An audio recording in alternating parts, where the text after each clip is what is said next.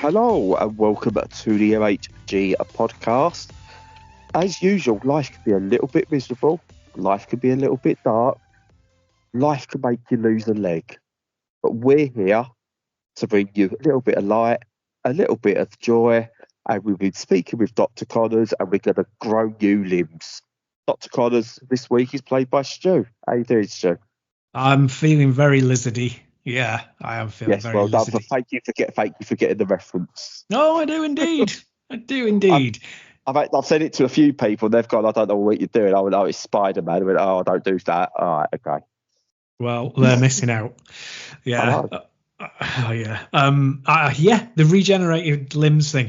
It's good that all of those like early Marvel ones, they had kind of like, oh, you can have this ability, but we're going to ruin your life in this way if you have it, kind of thing. Yeah, it's quite clever. Oh, I quite like that.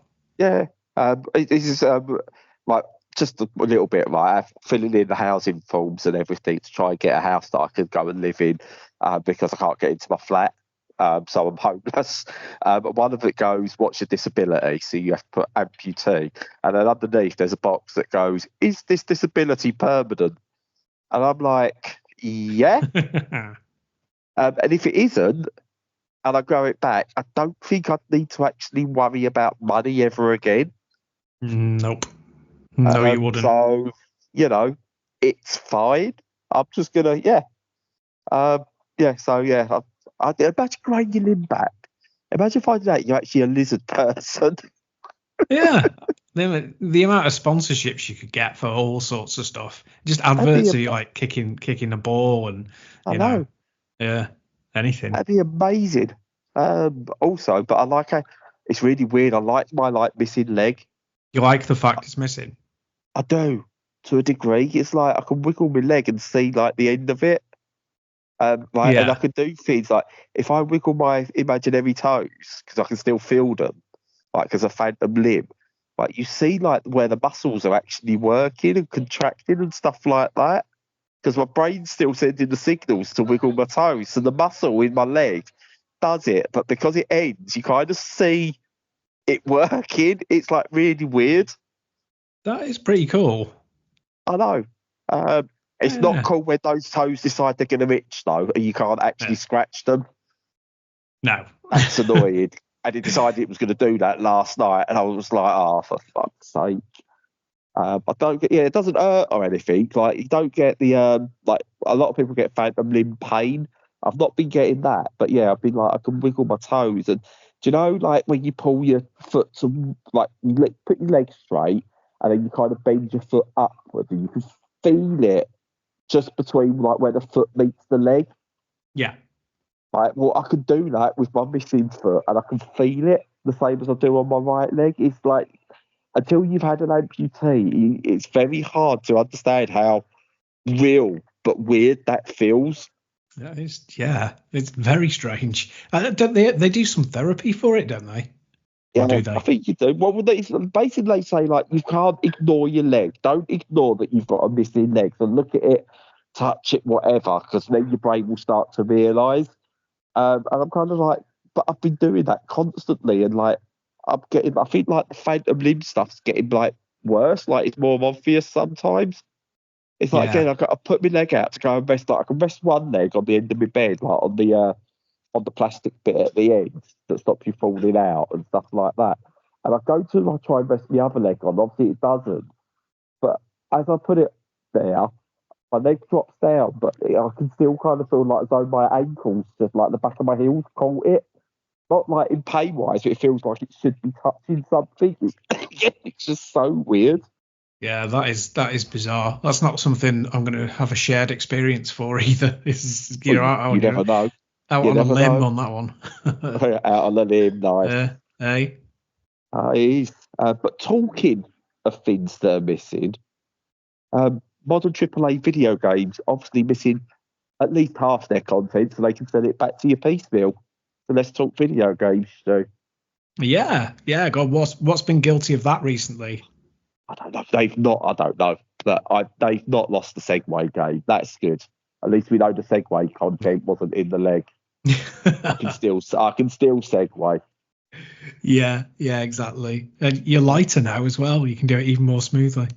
I am. I'm actually only 12 stone now. I don't know what I was before, but 12 stone. Cool. Yeah, there you go. Still Extreme got weight loss. Yeah, still more. I don't know. I might have been like 12 stone, 1 pound or whatever it was before. I have no idea. I don't know what about that part on the leg weighs. Quite a lot, I would imagine. I don't know. More a muscle. I do wish I'd like watched it all properly now or got it filmed because I'm intrigued by what they actually did, which is a shame. Anyway, let's talk video games that we've been playing, Stu. Let's do it. So I can even segue into my first game. Like, obviously, we know lizards can grow back limbs, and I believe some amphibians can as well. But I don't know about toads, though. Let's say they can, because I've been playing Toads of the Bayou. Good. There we go. Is that all I say? No, I've got to say other stuff. It was solid. Yeah. It was solid. Yeah, I mean, I could just go, well, yeah, I've been playing Toads of the Bayou, what you've been playing, but I'll give you a bit of a rundown of the game. It's a turn-based tactics game that's obviously we're about to play Brad Bingo here. It's a turn-based tactics game with deck building and roguelike elements, as well as like base building to a degree as well. And it's a really, really interesting game on the whole. So I went into it and I picked it up because I actually just really like the actual idea of it, like the visuals of it, like the toads and everything. It just looked really cool. So I thought I'll give that a go. So what you do is you go. Do you know that kind of isometric grid-based angle that you get for like Final Fantasy Tactics and things like that? It's that. I would say a bit more, but the combat reminds me a bit more of Banner Saga in the way that the combat's done. So you lay out your toads on the grid, and then obviously you go into battle. And like it starts off, and it's like, oh, really piss easy. Like there's one or two like baddies that you've got to take down, and obviously just one bash knocks them out, and then you reposition, and it teaches you all the bits. But what you also get with it is obviously you're doing your tactics, but you kind of need to use cards to choose what you do. So you get so you can build a deck and it might go, right, you can move here and do this attack on the card. So it's, I would say what you've kind of got going on is if you imagine Slay the Spire, where you play a card and it does the attack, but you take off, but you just add that element of positioning, that's all in there as well. And it's, so you build your deck, and you have to really think about synergies and stuff like that. You kind of also you've got all these support cards and everything that go with it, but then you've also got to think about building out a tavern type thing for doing like extra bits, so you can get better and better, more cards, more powerful, more units and stuff like that. And I'm about 3-4 hours in so far, but it's really enjoyable. It feels a bit easier than stuff like the Banner Saga and Final Fantasy Tactics games. So I'm finding, because it's that little bit easier and it's got that card-based stuff, I'm finding it a lot easier to understand the game and how synergies work, whereas I've just never got that with those other games. So even though it probably feels like it should be more complicated, it's not. It just works. Very good. It works. Excellent. Yeah, no, I mean, it's obviously not something I would be into, but it sounds like it's pretty comprehensively good, to be honest. Yeah, it's not a stew game. That's for sure. Not Toad Stew. Toad Stew. Oh, Toad Stew. Oh. Yeah, maybe not. No. What colour would Toad Stew be? Would it be red or would it be green? It'd be red, wouldn't it? Oh, well, I think if you mixed them all together, it would probably be brown, because you know. Point. Yeah. So you could probably, I don't know. We'll have to ask the French. Yeah, and just to note, the soundtrack's really good as well. It's not like one you'd put on and just listen to, but it's really cool in the game. But I found the music was really smartly done. It was wasn't overly beaty, it wasn't overpowering, but it wasn't just there's no point in this being there. It was just a nice soundtrack, and it was cool, nice and relaxing in many ways. But to give you an idea of price as well, it's £8. Well worth it. You play that for 4 or 5 hours, you've had your value. £8, well worth it. Really enjoyable. Highly recommended. Solid. Yeah, that's very cheap. Yeah. Yeah. Got any you want to talk about, Stu? Because I can give my voice a rest for a second. Yeah, I've been playing one that I've already refunded, which obviously tells you how I felt about it. But it's not a bad game. It's Redacted, which I'm not saying I'm redacting the name. The name is actually Redacted.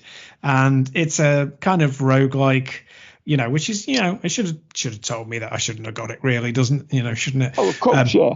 Yeah, probably. But it's set in the same universe as the Callisto Protocol, right? Which was that one by those. That one, yes. Yeah. But this is a totally different game. It's set in the same prison as you're in for a lot of the Callisto Protocol. But it's totally different. What we've always asked for, Stu. Different games in the same universe, being completely different genres and styles. Well, yeah. Although we kind of asked them to reuse all the assets to save themselves money and to get them out quicker. But this is totally different engine, I think. It's certainly using different assets. It's all cell shaded, which is really nice looking, and it doesn't have the exact same vibe, but it's got a little bit of that universe feel about it. But whilst looking completely different, and so that's really good. Looks fantastic. Can't fault how it looks. It moves smoothly, plays well. It's got a fairly neat way of using your weaponry. So as per in the Callisto Protocol, your projectile weapons, like your shotguns and your pistols and all of that, they don't do a lot of damage. You have to do a lot of melee and then kind of use the weapons as a finisher. That tends to be the best way of doing it. It's all pretty much melee based, and they've kind of tweaked it so that your guns are quite powerful, but reasonably short range. But your melee still is the thing that you have to rely on, and it combos between them really nicely. And there are nice sort of charge moves, and you're running around the environments in an isometric kind of style, and very much like Hades and its ilk. And it's very roguelike in that. Yeah, you pick stuff up, you pick up currency that you can spend on permanent upgrades, blah blah blah blah blah, and it's completely fine. It's very smooth. It's obviously had a lot of love and care and attention put into it. The storyline's pretty decent as well, but I just found it, for me, I just got utterly bored of it because it's just the same thing. Within the game, it's the same thing pretty much over and over again.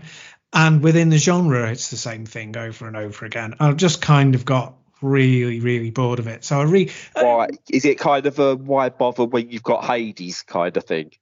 Yeah, it is really. If you've absolutely, wrung dry that game and its sequel and everything else that's imitated it, and you still want more, then okay, go for it. But it's really, really hard to recommend unless you're an obsessive. Especially over £20. It's expensive as well, I'd say. I mean, it's not, it is and it isn't. It's probably worth that, but it's a tough sell. It's a tough sell. And it wasn't for me. Like Toads of the Bayou at £8, you're like, fuck it, give it. Language, sorry. You're like, give it a go. £8, give it a go. £21. That's for me. That's not give it a go territory. That's I've really got to want that territory. And even though it seems to like the reactions to it seem really well done, but I've got it wish listed. I forgot I had it wish listed because when I went to my wish list, there was just no mention of it. Oh, I see what you did there. What I did there, yes. My goodness, sharp as a tack. I know. Yes. Yeah. But it's at no point I'm kind of going. I don't even know what point in a sale I'm going to go. I must get this. And I don't want to go, it's got to be 75% off and take it down to a £5 because that makes it feel worthless. But that's kind of where I am with it, having not played it. And hearing your thoughts and the fact you refunded it, that's kind of like, I think I'm going on. It needs a big discount or part of a bundle. Yeah, I just find these kinds of games exhausting. Like Yeah, really, really tiring. You're doing, you're expected to like. It's like work. It's like going to work where everything that you do, it doesn't seem to count. You've just got a big pile the next day.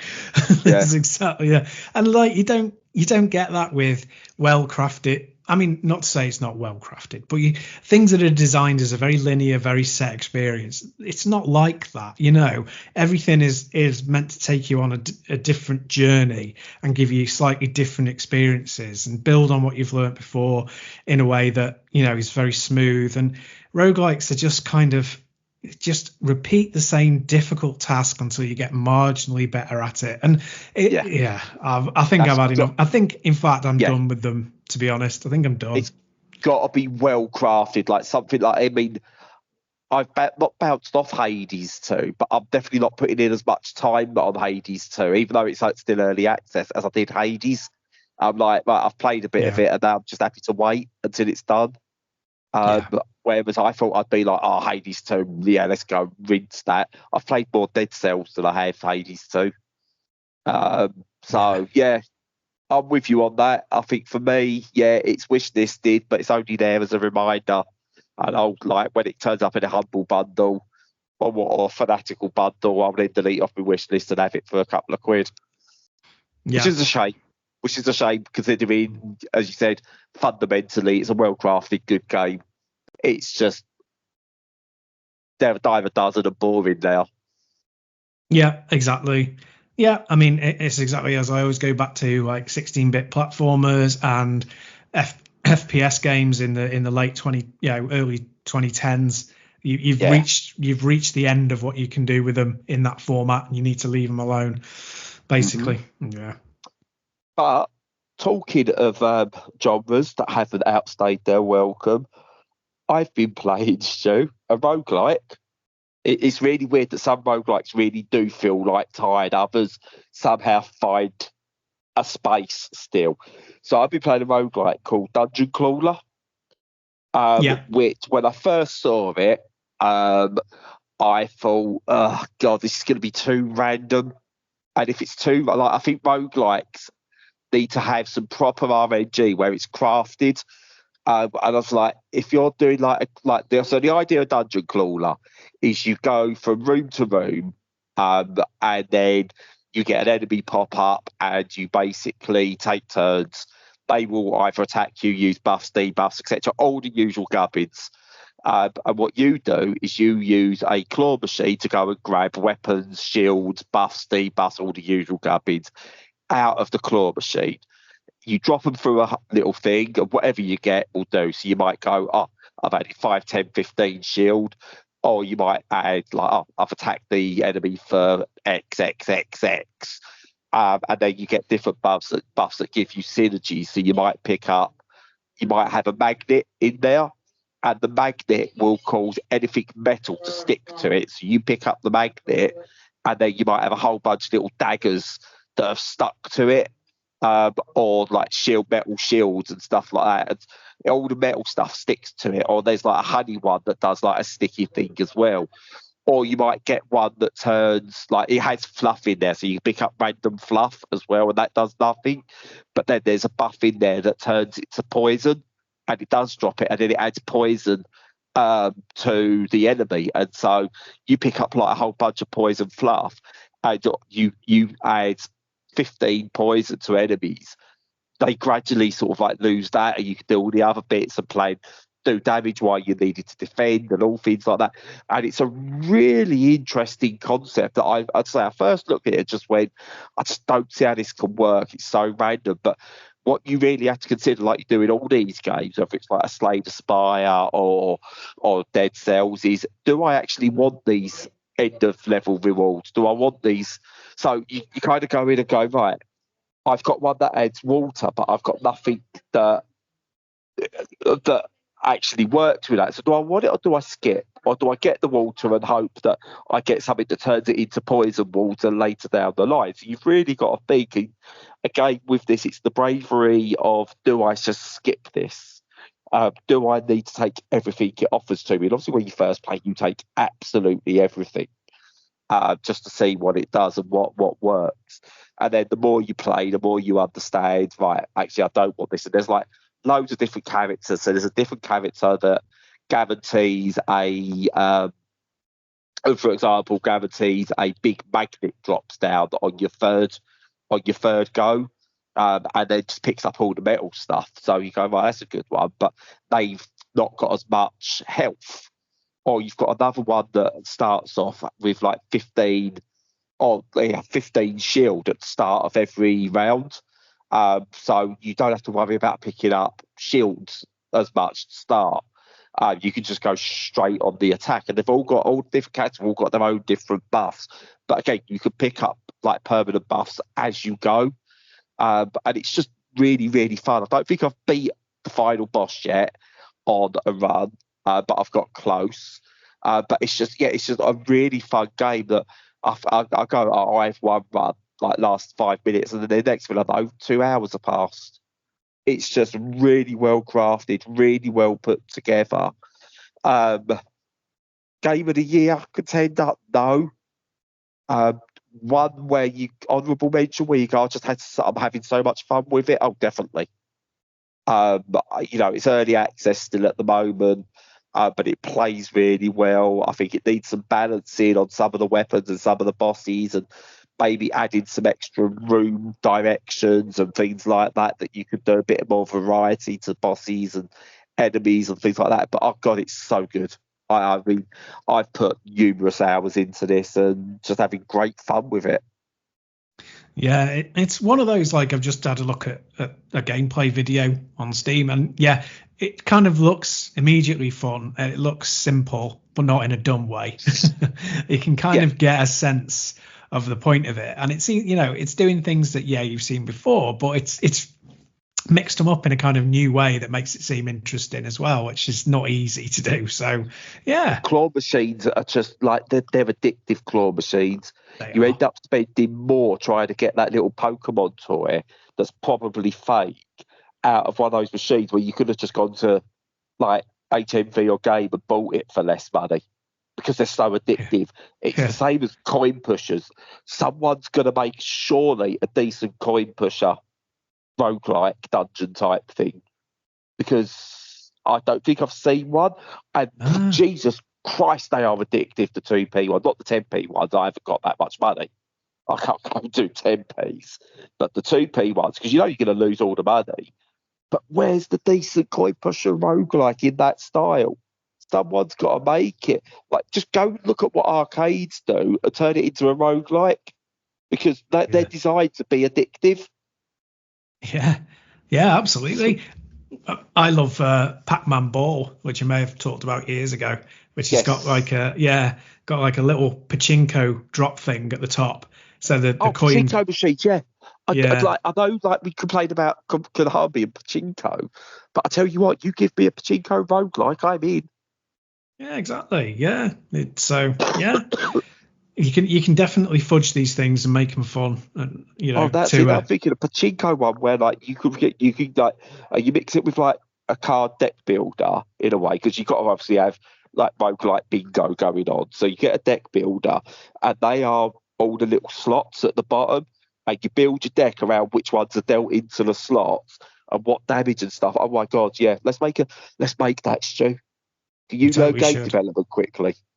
Yeah, I can learn that this afternoon. I've got a half hour free. Sweet. Yeah. Sweet. Let's get that built. Nice. I don't know what we'll call it. Pachinko. No, you wouldn't call it pachinko. But yeah, we'll work out a name. But yeah, we'll get that done. Or if someone wants to steal that idea, go ahead. Yeah. Slot drop. Like slot drop. You could call it slot drop. Yes. Yeah. Slot drop. Let's do it. Or someone do it. Not us, someone do it. I've got ADHD. I come up with the ideas and then hit a brick wall because of the actual doing of it. So just someone run with it. I want a pachinko roguelike with deck building elements. Stu doesn't, but he'll take the money for it. I'll have the money. Oh yeah, all day of the week. He'll just never play it. Yeah, I'll just let the coins drop and take the money. Before we go for today, just want to point out, I am so bored in hospital, right? Lo got a call, like Lo, my partner, if anyone doesn't know, she got a call on the phone. It came up, possible scam. I went, oh God, I'll answer that just in case it's something important, because we've been getting so many calls from various different agencies and stuff like that to do with everything to do with my leg and moving and stuff. So I picked it up, and it was a guy, like thick Indian accent. Hello, I'm from O2. Right, okay, yeah, what's up? Can I speak to Lorraine? No, this isn't her phone. She hasn't got this number. I'm like, okay, this is how bored I'm getting. He's going, okay, O2 are going to deactivate your SIM card. It's like, well, why are they going to do that? So he's going on. He's going, well, because people are paying too much for their bills. So they're leaving O2. So O2 are deactivating SIM cards. So I'm going, well, that doesn't make business sense. Surely you want to keep people, not deactivate their cards if they're not leaving, but the ones that are leaving, what? It's just, and I went, also, I'm happy paying high bills, mate. It really doesn't matter. So he's going on and on. I ended up going, I'll tell you what, you send me £100 cash and the latest iPhone, and I'll do whatever you want with the SIM cards. No, I can't do that. And I went, but I didn't catch your name. And he goes, my name's Albert. Right, so I just went, Albert? I went, oh my God. I said, when I was coaching like my son's football team, we had a kid called Albert. Is that you? And he went, yeah, that's me. Well, I was trying to get his sound. I went, oh my God. Albert was he was a lovely kid. I went, can you remember what team it was? And then he just lost it. He just went, I'm part of the O2 team. And I went, oh no, that weren't our team. That were honestly 20 minutes I was on this call. Oh, that's because I'm so freaking bored. God. You must have been but I think I'm going to prison tomorrow. Or it's definitely like the rehab centre sounds like a boot camp. Like it's like 8 till 4 rehab, like exercise and stuff like that. I'm like, what? But there's like you get visiting hours, but it's strict visiting hours between 1 and something. But there's also a protected dinner where no one's allowed in. So you have your dinner in peace. It was like, oh, Jesus Christ, okay. And if you're not, you can go out, but if you're not back on the wall by 7:30, you're not allowed in. Like, there's a curfew. And I'm like, what? This is like a hospital. I'm just lazing around at the moment. This sounds like I'm going to be beasted for 6 weeks. Yeah. And then they give me a new leg. Yeah. So, you've done the crime of losing a leg. Now you have to do the time. I know. But the PT guy that was here, he's going, I asked him about what sort of leg do you get, and he went, oh, we can do you one, like different ones. You can get, like, a lot of people want one that's like skin colour, like, the same colour as their skin, so it still looks like a leg. I went, oh no, screw that. I'm having fun because I do like custom artwork. And he went, yeah, you can do. You can like get colourful ones and that, and there's no reason why you can't like get it spray painted and stuff. So like my old idea now, I'm done. I've got everything in order, and he just went, your priorities are there, aren't they? So I'm making like a Tetris themed tattoo down my left leg. So like it could be all different Tetris pieces from the history of Tetris. So like the Game Boy Tetris piece, the original ones that like use the brackets to form the shapes. Yeah, I was going to have that. I'm going to have like from Tetris the Grandmaster, Tetris Effect, Puyo Tetris style pieces all coming down my leg. But also I'm having Tetris pieces drawn and designed by like Edith Lucas and Lowe all on there. But then as it gets to the bottom, like the bottom of my leg where the stump is, it's going to be like Game Boy Tetris theme, so monochrome green, like faded up my leg, and then like at the front, like the score and the line clears and stuff like that. And then I'm going to have the line clears at the bottom of my leg disappearing. So that's like almost like my legs being taken. But on the prosthetic, I'm going to have like a Tetris Purgatory Hell type thing. So all the Tetris pieces that have like cleared go down to hell and are being tortured. So I'm going to have like Tetris torture scene on the prosthetic. All that is in my mind. So I've got to get people to like properly design it for me. Don't know how much it's going to cost, but I'm going to save. But that's what I'm having. I'm having proper fun with this leg. That is brilliant. I Why know. not, The eh? Tetris is my Bloody hell. favourite game. Yeah. It's the reason I got into video games is Tetris, and I've owned every version of Tetris. I've even picked up like straight away the Tetris history theme, like do you know the Atari 50 and the Jeff Minter collection? Yeah. Yeah. They done like a Tetris one. I just can't remember what it's called. I picked that up as well. So like, and I've just been watching the videos on it, and you can play like the original games and that. But it's great for me because it's reminding me of like all the different style Tetris pieces that I could get down my leg. So yeah, like he just went. I told him that. Obviously, I told him that, and I talked because I kept him there for 5 minutes when he had to go to another patient. So I'm telling him, and he just went, "You've really got your priorities straight." And I went, "Well, I'm going to get one. I'm going to work, and I do want to get fitter. I'm going to get like massive arms, like using my wheelchair and that." And I just went, "I need a goal, and if my goal is I need this artwork doing, I'm going to work towards it." Whereas if I've got nothing in mind, I might just be like, "Oh yeah, whatever." Yeah. But because of the ADHD and the autism, I'm like, now laser focused. I need this leg. Yeah. I think it's brilliant to do that work. And I'm hoping Steve Moose Grinder might do the artwork because he's brilliant at hellscape style like characters. So I'm hoping I might be able to convince him to do the artwork and pay him for it. If you're listening, Steve, if you're listening, come on, do it. You know you want to. That'd be so cool. Who wouldn't want that though? You know, your artwork on like absolutely immortalized on somebody. That'd be so cool. God. Yeah. I just like it's gonna be so good. You're gonna want your leg off. Well, ever since you have, I've just been jealous. I've been praying for it, to be honest. Yeah, I've been eating all that chocolate, getting my blood sugars up. I've been taking a knife to my foot. Oh, wow, yeah. You know, little small cuts all over it just in case I can get it happening, you know. Just going over the park where the dogs are shit, just rubbing my foot in things to get infections. Well, I did that before anyway, to be honest, but yeah. Yeah, that was just that's what you call a Saturday. Exactly. Fun times.